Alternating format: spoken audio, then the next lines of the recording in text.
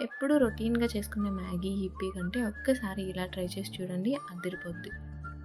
ఒక గిన్నెలో వాటర్ వేసుకొని స్టవ్ ఆన్ చేసి బాగా మరిగించుకోవాలి. వాటర్ బాగా మరిగాక అందులో మ్యాగీ ప్యాకెట్స్ వేసి 80% ఉడికించుకోవాలి. బాయిల్ అయిన మ్యాగీని వాటర్ అంతా డ్రైన్ చేసి ఒక ప్లేట్‌లో తీసి అది చల్లగా అయ్యే వరకు వెయిట్ చేయాలి.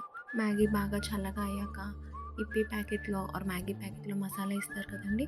అది వేసుకొని బాగా కలుపుకోవాలి. మసాలా అంతా బాగా కలిసాక ఇది పక్కన పెట్టుకొని ఒక ప్యాన్ తీసుకొని ప్యాన్‌లో ఆయిల్ వేసి దానిలో ఆనియన్స్ వేసుకొని ఫ్రై చేసుకోవాలి.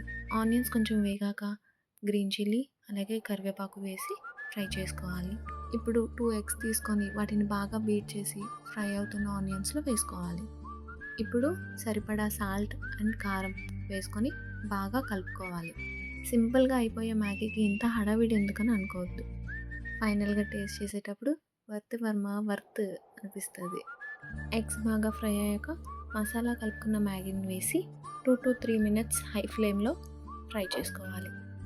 ఇంతే అండి. వేడి వేడిగా సర్వ్ చేసుకొని తింటే టేస్ట్ అదిరిపోతుంది. ఈ రెసిపీ కనుక మీకు నచ్చినట్లయితే please do like, share and subscribe.